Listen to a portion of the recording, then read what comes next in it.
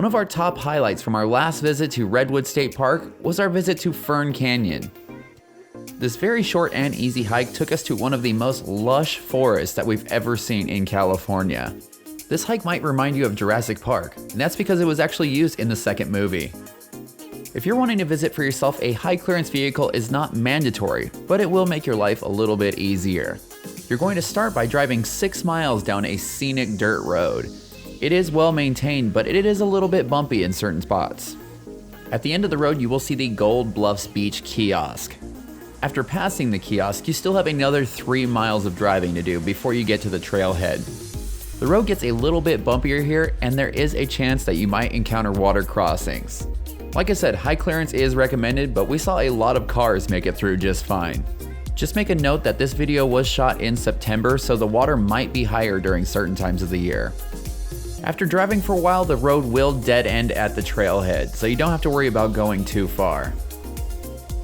When we arrived to the trailhead, there was a little bit of a commotion going on and we weren't sure what exactly was happening. That's when we realized that there was a pretty decent sized herd of Roosevelt elk in the parking lot. It was such a neat experience getting to see them, and it was something that we had both been waiting the whole trip for. If you decide to do this hike and you encounter them, you need to be careful. As beautiful and majestic as they are wild animals and you need to give them some space. But enough about my wild animal public service announcement, because it's time to start the hike. With the exception of the stairs on this hike and the boards that you need to balance on to cross over the water several times, this hike is really accessible. The entire trail is only 1.1 miles long, and it only has an elevation gain of 150 feet. About a quarter of a mile into the hike, you are going to get to the good part, which is Fern Canyon. This is a lollipop loop trail, and we ended up doing the loop portion of the trail in the counterclockwise direction. This seemed like the direction that most people were doing it in. You might want to wear shoes that you don't mind getting wet, just in case you do have to go through the stream. It might also not be a bad idea to keep a dry pair of shoes in the car. You definitely want to be careful when you're rock and log hopping around here, because everything is wet and it can be very slippery. And also, the little footbridges that you see us crossing are not always guaranteed to be there. Sometimes during the rainy season, the water flow through the canyon gets so high that all of the bridges get washed away. These floods might also bring new log jams that you'll have to navigate your way around.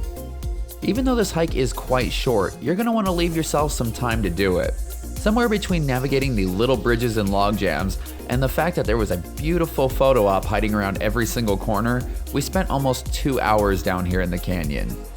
I'm sure that we probably would have spent quite a bit more if it wasn't for the fact that the sun was setting fast and we didn't want to be down here in the dark. On our visit, the log jams definitely seemed to increase as we approached the back side of the canyon. The trail snaked its way through most of these log jams, and they were quite easy to get through. I'm not sure exactly how it manages to do it, but this canyon gets even more beautiful the further that you go in. Everything about it has an almost surreal kind of feeling about it. And it's pretty cool that besides the bridges, this is all the work of our good friend Mother Nature. The other cool thing is, the further into the canyon you go, the taller and narrower the canyon gets. At this point in the hike, we were being completely dwarfed by the towering fern-covered walls. One awesome thing is that since we went a little bit later in the day, I think that most people were already finished with this hike. We pretty much had this entire back section all to ourselves. I'm not sure if the end of the canyon portion of this hike is always marked this well, but when we got there, we ran into a construction barricade that let us know that it was time to turn left. Even if the barricade isn't there, it is pretty easy to spot the stairs from the trail. Even though it's nearly impossible to beat the beauty of the canyon portion of this hike, this moss-covered set of stairs in the middle of the dense forest gave it a pretty good run for its money. Once you reach the top of the main flight of stairs, it's a fairly easy flat walk, with the exception of a couple small staircases here and there. This part of the trail takes place a little ways away from the edge of the canyon. It's too bad that you can't see it from here, because that would be kind of cool to enjoy it from another angle as well, but this area is really beautiful too. After winding up, around, and over some tree root covered trails, you're going to start to descend back down towards the canyon. But don't worry, your hike isn't over just yet, and the trail has one more cool surprise for you. This elevated boardwalk gives you one more reason to love this trail.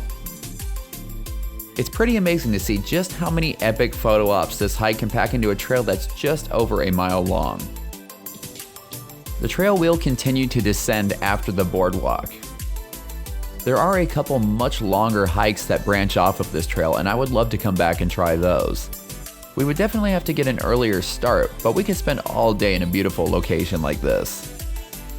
Unfortunately, our time on this hike was drawing to a close. As we reached the bottom of the stairs, we found ourselves back at the beginning of the loop. As much as we didn't want to leave, it was probably a good thing that we were almost back to the car, because darkness was quickly approaching. Much like V, this hike is tiny but mighty. All of the beauty that it contains has easily earned it a spot on our top 5 all-time hikes. In fact, this whole area is covered in beautiful hikes. You may have seen some of our videos from the last couple of weeks, and we still have one more video coming out next week, so be sure to stay tuned for that. We're definitely looking forward to making another run up the coast to see what other kind of adventures it has to offer. And that's going to do it for our hike to Fern Canyon. We appreciate you for joining along, and we'll see you in the next video. If you enjoy our adventures, be sure to like, comment, and subscribe, because those are the best things that you can do to support this channel. Follow along on all of our adventures on Instagram at @thatadventurelife_official, and for all the information about this hike and other awesome things to do in Redwood State Park, head on over to thatadventurelife.com.